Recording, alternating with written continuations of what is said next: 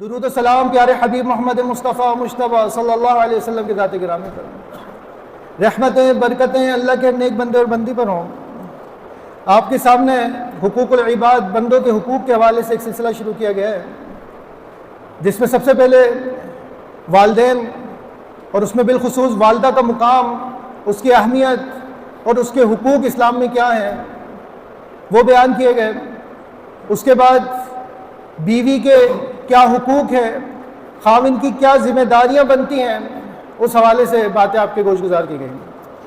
آج انشاءاللہ عورت کے حقوق کے بعد مرد کے حقوق کی کوئی بات نہیں کرتا، تو انشاءاللہ آج کے اس خطبہ جمعہ میں مرد کے حقوق یعنی خاوند کے کیا حقوق ہیں، عورت کو کن چیزوں کی پابندی کرنی چاہیے اپنے شوہر کے حوالے سے، اس کے حوالے سے بات کریں گے۔ اللہ رب العزت کا فرمان ہے سورۃ النساء کے اندر، الرجال قوامون علی النساء،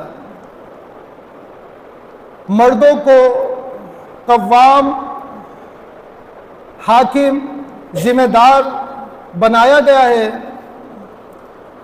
کفیل، سنبھالنے والا بنایا گیا ہے علی النساء، عورتوں کے اوپر۔ اسلام کے اندر مردوں کا مقام، ان کی حیثیت اور اہمیت بتائی جا رہی ہے کہ یہ عورتوں کے اوپر قوام ہے، حاکم ہے، یا اس سے بہتر الفاظ کہہ لیں کہ ذمہ دار ہیں عورتوں کے اوپر۔ اس کی کیا وجہ ہے، یا یہ فوقیت، یہ شرف اللہ رب العزت نے کیوں دیا ہے مرد کو؟ آگے اسی آیت میں آگے فرمایا بما فضل اللہ، باوجہ اس کے، اس وجہ سے کہ اللہ رب العزت نے فضیلت دی ہے بعضهم علی بعض، بعض کو بعض کے اوپر، مردوں کو فضیلت دی ہے عورتوں کے اوپر۔ اس کی کئی وجوہات ہو سکتی ہیں، ان میں سے ایک وجہ کیا ہے، مرد کیوں زیادہ فضیلت والا یا فوقیت کیوں دی گئی ہے اس کو، کہ عورت کی جو بناوٹ ہے، اس کی جو تخلیق ہے وہ کمزور ہے۔ چاہے آپ سمجھ بوجھ کے حوالے سے بات کر لیں، چاہے جسمانی حیت کے حوالے سے بات کر لیں، ہر لحاظ سے مرد جو ہے بنسبت عورت کے مضبوط بھی ہے۔ آپ ایموشنلی بات کر لیں، ایموشن بھی سب سے زیادہ جو سنبھال سکتا ہے وہ کون ہے، وہ مرد ہے۔ یعنی ہر لحاظ سے مرد کو اللہ رب العزت نے بنسبت عورت کے مضبوط بنایا۔ اور دوسری چیز وَبِمَا أَنفَقُوا مِنْ أَمْوَالِهِمْ، اور یہ جو فضیلت دی گئی ہے مردوں کو عورت کے اوپر، اس کی دوسری وجہ یہ ہے بِمَا أَنفَقُوا مِنْ أَمْوَالِهِمْ، جو یہ اپنا مال خرچ کرتے ہیں نان و نفقے کی صورت میں، عورت کے اخراجات، اس کی دیکھ بھال، الغرض جن جن مقامات پر مال خرچ کیا جاتا ہے، یہ مرد عورت کے اوپر مال خرچ کرتے ہیں۔ اس وجہ سے مرد کو اللہ رب العزت نے قوام بنایا عورت کے اوپر۔ یہاں سے ایک بات مجھے جو سمجھ میں آئی کہ یہ تو بنیادی طور پر مرد کی ذمہ داری ہے کہ وہ اپنے گھر والوں کا خرچہ اٹھائے گا، وہ ان کی ضروریات کو پورا کرے گا۔ تو پھر کیا وجہ ہے کہ آج معاشرے کے اندر اللہ نہ کرے کبھی بھی کوئی تنازع ہوتا ہے تو سب سے پہلے ہی جو مرد چھٹتے ہی بات کرتا ہے اپنی عورت کے حوالے سے، وہ کیا ہے کہ تیرے اخراجات برداشت کرتا ہوں، تجھے اچھا کھلاتا ہوں، اچھا پہناتا ہوں۔ بھائی یہ تو آپ کی ذمہ داری بنتی ہے کہ جو آپ نے کھانا ہے وہ آپ نے اس کو کھلانا ہے، جو آپ نے پہننا ہے وہ اس کو بھی پہنانا ہے۔ تو پھر یہ جتلانے والی اس میں کون سی بات ہے؟ یا تو پھر معذرت کے ساتھ جو مجھے سمجھ میں آئی کہ یہ ذہنی طور پہ مرد جو ہے نا یہ تیار نہیں ہوتا، یا اس کو کوئی بتانے والا نہیں ہوتا کہ شادی کس چیز کا نام ہے۔ دیکھیں نا، کسی بھی چیز سے پہلے اس کی تربیت حاصل کرنا ضروری ہے۔ آپ کسی بھی پوزیشن پر ہائر کیے جاتے ہیں تو ایسی تو ہائرنگ نہیں ہو جاتی، آپ کو دیکھا جاتا ہے کہ آپ کا ایکسپیرینس کیا ہے، جس پوسٹ پہ ہم آپ کو رکھنے لگے ہیں اس سے متعلق آپ کو معلومات ہے بھی یا نہیں ہے، آپ کام کو ترقی دیں گے یا تنزلی دیں گے، یہ ساری چیزیں دیکھی جائیں گی نا۔ تو شادی کے موقع پہ مرد کو، لڑکے کو اس وقت بتانے والا کوئی نہیں ہوتا کہ شادی جو ہے بنیادی طور پر ذمہ داری کا نام ہے، اپنی ذمہ داری ہے، بچوں کی، بیوی کی، یہ ساری ذمہ داریوں کا نام شادی ہے۔ یہ تربیت نہ ہونے کی وجہ سے، اس کو یہ علم معلومات نہ دینے کی وجہ سے وہ بات بات پہ اس چیز کے تانا دیتا ہے کہ میں تجھے کھلاتا ہوں، میں تیرے لیے کماتا ہوں، میں فلاں فلاں فلاں کام کرتا ہوں۔ تو اللہ رب العزت نے فرمایا کہ تمہیں قوام جو بنایا ہے، عورت کے اوپر جو حاکم بنایا ہے، اس کا سبب یہی ہے کہ تم اپنا مال خرچ کرتے ہو عورتوں کے اوپر۔ پھر عورتوں کے حوالے سے فرمایا ہے کہ فالصالحات، جو نیک عورتیں ہیں، قانتات، یہ فرما بردار ہوتی ہیں، حافظات للغیب، حفاظت کرنے والی ہوتی ہیں شوہر کی عدم موجودگی کے اندر. جب شوہر نہیں ہوتا تو یہ حفاظت کرتی ہیں. کس چیز کی؟ بما حفظ اللہ، جس چیز کی اللہ نے حفاظت کی. جس چیز کی اللہ نے حفاظت کی ہے، مرد کی غیر موجودگی میں عورت کی یہ ذمہ داری ہے کہ وہ ان چیزوں کی حفاظت کرے. اور وہ کیا ہے؟ اس کی اولاد کی، اس کے گھر کی، اس کے ساز و سامان کی، اور اپنی عزت جو بنیادی طور پہ نکاح کے بعد شوہر کی عزت ہوتی ہے اس کی حفاظت کرتے. آپ علیہ الصلوۃ والسلام نے فرمایا والمرأة راعیۃ، عورت جو ہے یہ ذمہ دار ہے. کس چیز کی ذمہ دار ہے؟ جو یہ چیزیں میں نے بھی آپ کے سامنے مینشن کی ہیں کہ یہ شوہر کے بچوں کی ذمہ دار ہے، ان کی اچھی تربیت کی، ان کی حفاظت کی، شوہر کے ساز و سامان کی، شوہر کے گھر کی، اور اپنی عزت، ان تمام چیزوں کی یہ ذمہ دار ہے. پھر آگے فرمایا علی بیت زوجہا و ولدہ، شوہر کے گھر کی، اس کی اولاد کی ذمہ دار ہے. فکلکم راع وکلکم مسئول عن رعیتہ، پس تم سب کے سب ذمہ دار ہو اور تم سے تمہاری ذمہ داری کے بارے میں، تمہاری رعایت کے بارے میں پوچھا جائے گا. ہم میں سے ہر شخص اپنی اپنی حیثیت کے اندر ذمہ دار ہے. شروع میں ذکر کیا تھا میں نے کہ میں اگر باپ ہوں تو اپنے بچوں کی تربیت، اپنے ماتحت بیوی، والدین، جن جن کی مجھ پر ذمہ داری ہے، میں ان کو اسلامی رولنگ کے مطابق لے کے چلوں. اگر میں ایسا نہیں کروں گا تو یقیناً مجھ سے سوال کیا جائے گا اور پھر میں اس کا کیا جواب دوں گا.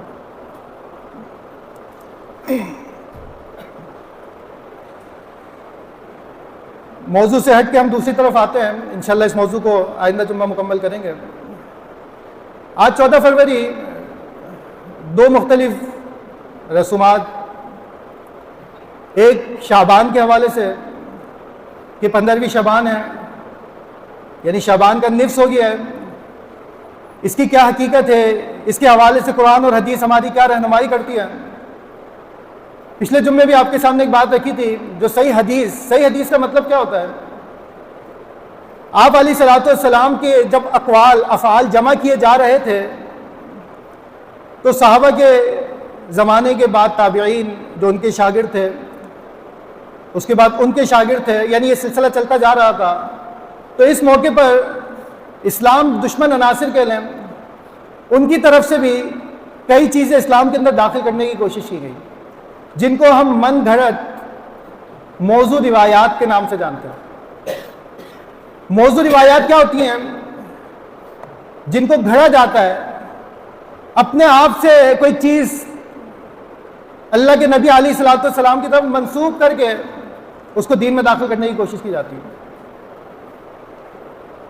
تو جب ہم صحیح حدیث کہتے ہیں کہ صحیح حدیث کے اندر یہ بات نہیں آئی، حدیثیں ساری صحیح ہوتی ہوں گی، یقیناً ذہن میں سوال آتا ہے کہ اللہ کے نبی علیہ الصلوۃ والسلام کے فرمان کو میں کون ہوتا ہوں صحیح اور غلط کہنے والا. تو اس سے مراد یہ نہیں ہوتا، اس سے مراد یہ ہوتی ہے کہ وہ ہر لحاظ سے، سند کے حوالے سے، اس کے ٹیکسٹ کے حوالے سے وہ پروون ہو، وہ چیک کی ہوئی ہو، اس کو صحیح کہا جاتا ہے. ایسا نہیں ہوتا کہ نعوذ باللہ اللہ کے نبی کے فرمان کو ہم کوئی تول لے ہوتے ہیں. اللہ کے نبی علیہ الصلوۃ والسلام کی ہر بات حق ہے اور شریعت ہے اور ہم اس پر عمل کرنے کے قائل ہیں. اب بات یہ ہے کہ جب صحیح حدیث کی بات کی جاتی ہے تو اس سے مراد کیا ہوتا ہے کہ جو نریشن ہے، جو اس سند کے اندر لوگ آئے کہ وہ حافظے کے کمزور تو نہیں تھے. یعنی ڈیٹیل اس کے اندر میں مختصر آپ کو یہ حوالہ دینا چاہ رہا ہوں کہ جب صحیح حدیث کہا جاتا ہے تو اس سے مراد یہ ہوتی ہے کہ اس کی نریشن، چین آف نریشن جو ہے وہ بھی ٹھیک ہے اور اس کا جو متن ٹیکس ہے وہ بھی درست ہے. تو 15 شعبان کے حوالے سے ایسا نہیں ہے کہ حدیثوں کے اندر اس کا ذکر نہیں آتا ہو، اس کا ذکر آتا ہے، 15 شعبان کے حوالے سے آتا ہے. لیکن بات وہی ہے کہ جب آپ کہیں گے کہ کیا یہ صحیح حدیث ہے تو پھر اس کا جواب آپ کو ملے گا کہ حدیث صحیح نہیں ہے. صحیح حدیث کا مطلب کہ اس کی جو چین آف نریشن ہے، جو راوی ہیں ان کے اندر کوئی نہ کوئی کلام ہے، یا پھر یہ موضوع حدیث ہے، یا تو ضعیف ہے یا پھر موضوع من گھڑت ہے، لوگوں نے گھڑ کے اس کو ڈالا ہے. اور جب آپ ان کتابوں پہ تھوڑی سی ڈیٹیل نظر ڈالیں گے تو یہ چیز آپ کے سامنے آ جائے گی کہ ہاں یہ روایت تو کی گئی ہے لیکن اس کے بعد اس کو کہہ دیا گیا ہے کہ یہ روایت درست نہیں ہے۔ تو 15 شعبان کی اندر عبادات کرنا، آپ کو یہاں پہ ایک اور چیز سمجھنی پڑے گی کہ سوال آ سکتا ہے ذہن کے اندر کہ اس میں حرج کیا ہے، یعنی روزہ رکھنا اسلام کے اندر ہے، آپ مجھے روزہ رکھنے سے کیوں منع کر رہے ہیں؟ نفل پڑھنا یہ بہت اچھا چیز ہے، اس سے اللہ کے قریب ہوتا ہے بندہ، آپ مجھے اس سے کیوں منع کر رہے ہیں؟ ہم نہ تو روزے سے منع کر رہے ہیں، نہ ہم نفلی نماز سے منع کر رہے ہیں، ہم منع اس چیز سے کر رہے ہیں کہ جو دن خاص کیا گیا ہے یہ اختیار نہ میرے پاس ہے، نہ آپ کے پاس ہے، نہ کسی ولی اللہ کے پاس ہے۔ یہ دن کا اختیار کرنا، اس کو کسی دن کو خاص کرنا، یہ اشارے یعنی اللہ رب العزت کی طرف سے اللہ کے نبی علیہ الصلوۃ والسلام کو بتایا جاتا ہے۔ اللہ کے نبی علیہ الصلوۃ والسلام مجھے اور آپ کو تعلیم دیتے ہیں کہ یہ دن اس چیز کے لیے خاص ہے۔ جیسے رمضان کا پورا مہینہ خاص ہے روزوں کے لیے، اس کو نہ تو میں نے خاص کیا نہ آپ نے خاص کیا ہے، اس کو کس نے خاص کیا ہے؟ اللہ رب العزت۔ اسی طریقے سے لیلۃ القدر ہے رمضان میں، آپ جانتے ہیں اس کے اندر خاص عبادت کرنے کا ترغیب دی گئی ہے، اس کو تلاش کریں، قرآن زیادہ پڑھیں، ذکر و اذکار کریں۔ اس دن کو خاص کس نے کیا ہے؟ نہ میں نے کیا ہے، نہ کسی ولی اللہ نے کیا ہے، نہ آپ نے کیا ہے۔ اس لیلۃ القدر کو خاص اللہ رب العزت نے کیا ہے۔ اب بات کرتے ہیں کہ جی 15 شعبان کو جو خاص کیا ہے یہ خاص کس نے کیا؟ یہ سوال ہے۔ وہ روایات میں نے آپ کو بتا دی کہ وہ موضوع ہیں یا ضعیف ہیں۔ پھر ہم بات کرتے ہیں کہ جو اللہ کے نبی علیہ الصلوۃ والسلام کے سب سے قریب لوگ تھے وہ کون تھے؟ صحابہ کرام تھے، ابو بکر صدیق تھے، عمر فاروق تھے، عثمان و علی تھے۔ کیا ان لوگوں نے اس رات کو خاص کیا ہے؟ اگر ان سے بھی خاص ہونا ثابت ہو جاتا ہے تو پھر مسئلہ نہیں ہے، کیونکہ یہ وہ لوگ ہیں جنہوں نے ڈائریکٹ اللہ کے نبی علیہ الصلوۃ والسلام سے تعلیم حاصل کی۔ یہ لوگ بھی اگر کسی دن کو خاص کر دیتے ہیں تو ہم کہتے ہیں کہ جی انہوں نے اللہ کے نبی علیہ الصلوۃ والسلام سے یقیناً کوئی تعلیم حاصل کی ہے، اس وجہ سے انہوں نے اس دن کو خاص کیا۔ یعنی صحابہ کے پاس بھی اختیار نہیں ہے کسی دن کو اپنے آپ سے خاص کر دینے کے۔ صحابہ بھی اگر کسی دن کو خاص کریں گے تو پیچھے کیا ہوگا؟ پیچھے اللہ کے نبی علیہ الصلوۃ والسلام کے فرامین ہوں گے، ان کی تعلیمات ہوں گی۔ ایک اور چیز آپ کو ایک حقیقت قبول کرنی پڑے گی کہ یہ جو آگ ہے، آگ، فائر، مختلف شکلوں کے اندر، دیے کی صورت میں، چراغ کی صورت میں، اگر بتی کی صورت میں، اسلام کے اندر کوئی بھی ایسی عبادت نہیں ہے میری نالج کے مطابق۔ میں ایک کم علم آدمی ہوں، آپ کی نالج میں ہو تو آپ میری اصلاح کریں گے انشاءاللہ، کریں گے انشاءاللہ جو اب میں بات کرنے لگا ہوں۔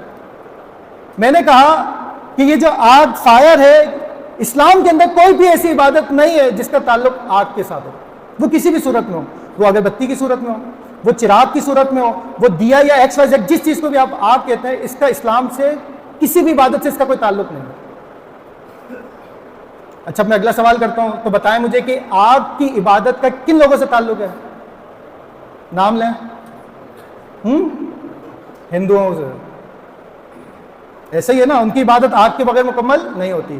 وہ آرتی ہو وہ بھی آگ ہوگی اس کے اندر، اس کے علاوہ بت کے پاس ہوگی تو آگ ہوگی، یا پھر دوسرے آگ کے کون ہیں؟ مجوسی۔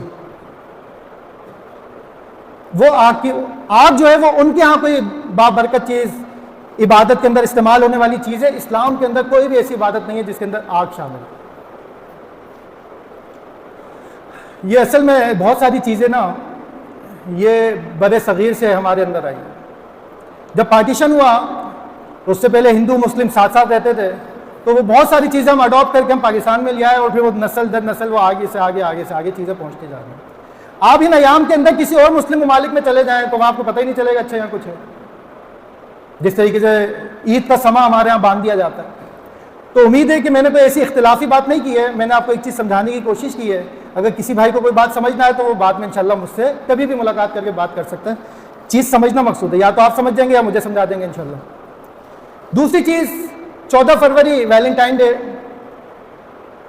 ایک جگہ بات چل رہی تو میں نے کہا کہ یار اس کو بیان کرنے کی ضرورت نہیں ہے، الحمدللہ ہمارے معاشرے میں کوئی اتنا زیادہ اس کا کوئی اثر و رسوخ نہیں ہے، چلے پھر بھی نالج کے لیے بات کر دیتے ہیں کہ ایک باشعور مسلمان جو ہے، جو بالغ ہے اور مسلمان ہے، بالغ ہے اور مسلمان ہے، میں سمجھتا ہوں اس کو 14 فروری کے حوالے سے کہ یہ بے حیائی کا دن ہے، اس حوالے سے اس کو کوئی آگاہی دینے کی ضرورت نہیں ہے، کیونکہ فطری طور پر کوئی بھی شخص فطری طور پہ وہ مسلمان ہو یا نہ ہو، فطری طور پہ اس چیز کو قبول نہیں کر سکتا کہ ایک دن کے لیے کسی بھی عورت کو آپ اپنے لیے حلال کر لیں۔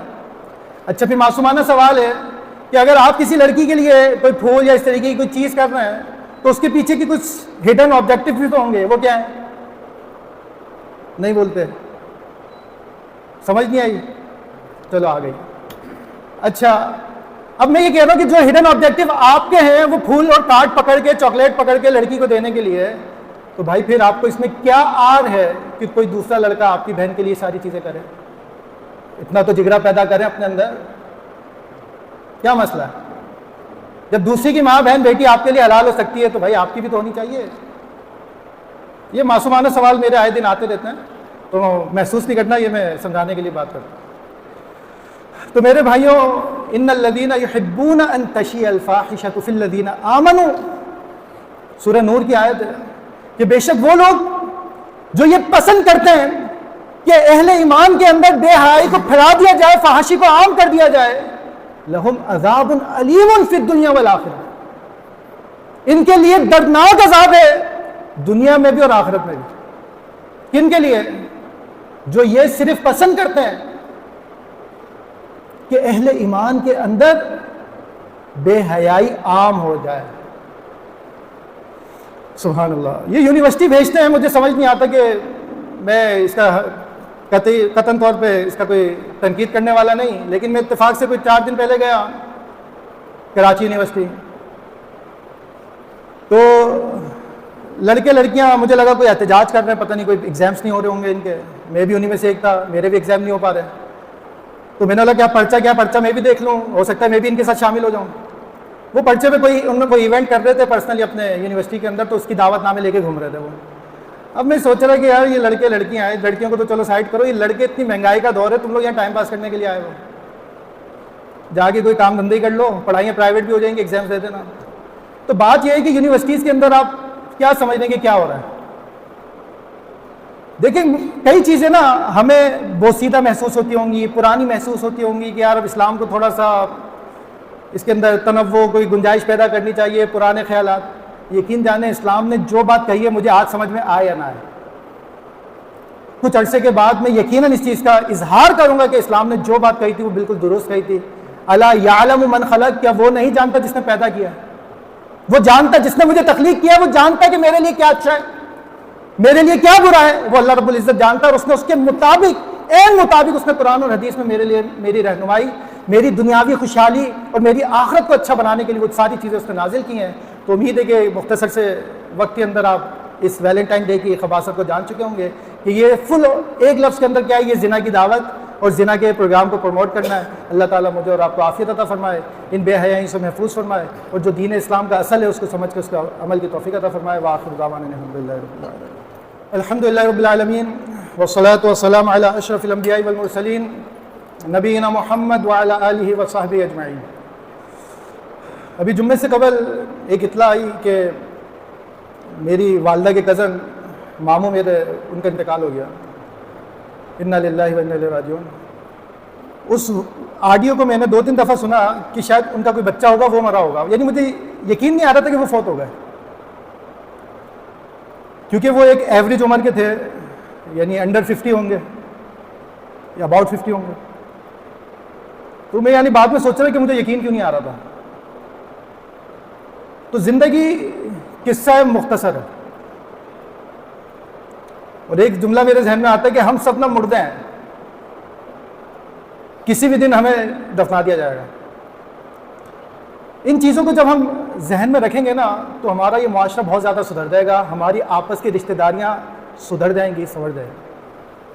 جو ہم چھوٹے چھوٹے اختلاف کو لے کر کئی سالوں تک کھینچتے ہیں، لمبا کرتے ہیں، پتہ نہیں شاید کوئی چس آتی ہوگی. تو یقین جانے کہ ان کا ایک حل ہے ایک جملے کے اندر، وہ کیا ہے کہ آپ اپنی موت کو یاد رکھیں کہ any time on any day مجھے دفنا دیا جائے گا، مجھے نہیں پتا. اللہ تعالیٰ عافیت دے، ایمان والی زندگی دے ہم سب کو.